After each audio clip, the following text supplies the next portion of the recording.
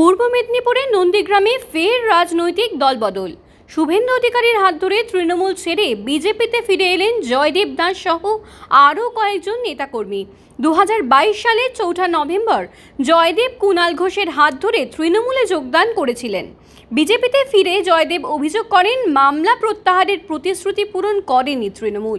তিনি বলেন, তৃণমূলের দেওয়া মামলা মাথায় নিয়ে কাজ করাটা লজ্জার।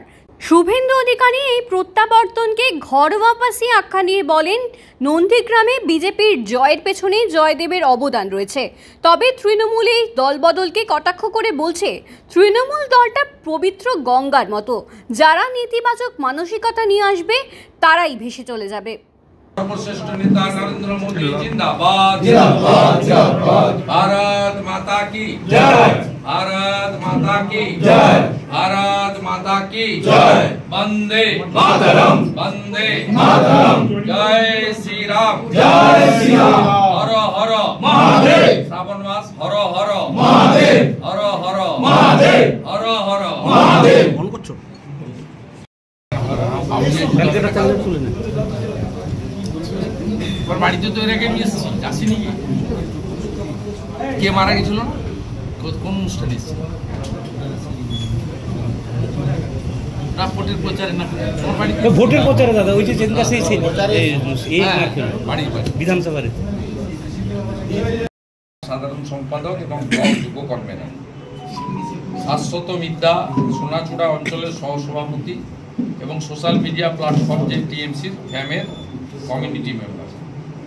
পূর্ণচন্দ্র পাত্র সোনাচূড়া অঞ্চলের তৃণমূলের যুব সভাপতি। সোনাচূড়া গ্রাম পঞ্চায়েতের সদস্য তৃণমূল কংগ্রেসের, মানে অতীত হয়ে গেল, এখন ওরা তো অলরেডি ফেসবুক করে রিজাইনও করে দিয়েছে। এসব হাজরা উত্তম বেরা। এর বাইরেও কালীচরণপুর অঞ্চল সদস্য পরিমল কয়াল দাস, বুদ্ধদেব রঞ্জিত এবং গোকুলনগরের বুদ্ধদেব রঞ্জিত, প্রদীপ দাস। এর বাইরেও এদের যে অসংখ্য সমর্থক। তাছাড়াও জয়দেব 2023-এর পঞ্চায়েত সমিতিতে কার বিরুদ্ধে লড়েছিল, ওখানে তিনি তৃণমূলের সাংগঠনিক শক্তির তুলনায় কিন্তু অনেক বেশি ভোট পেয়েছিলেন। সেই ভোটারদেরও একটা বড় অংশ আমরা তাদের নিশ্চিতভাবে আমাদের সঙ্গে পাবো এবং আগামীকাল কালীচরণপুরে মন কি বাতের যে প্রোগ্রাম হবে তার শেষে তারা আমার সঙ্গে সাক্ষাৎ করে তারা কাজে নামবে।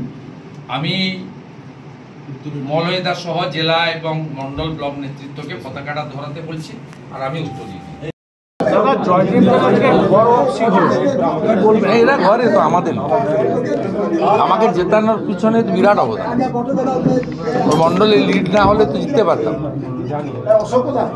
সোনাচূড়া গোকুলনগর যেভাবে দুহাত ভরে ফিনিশিং অনেকে করেছে, লড়াই চলছিল, ফাইনাল ফিনিশিং সোনাচূড়া দিয়েছে।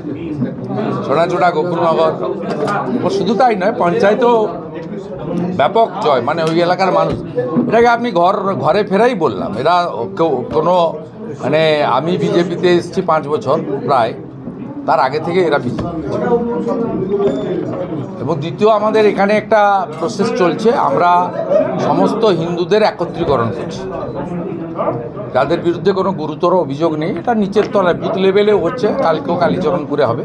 আমাদের সমস্ত হিন্দু পরিবার একজোট হচ্ছে, কারণ এই নির্বাচন রাষ্ট্রের পক্ষে, পশ্চিমবঙ্গের পক্ষে খুব গুরুত্বপূর্ণ।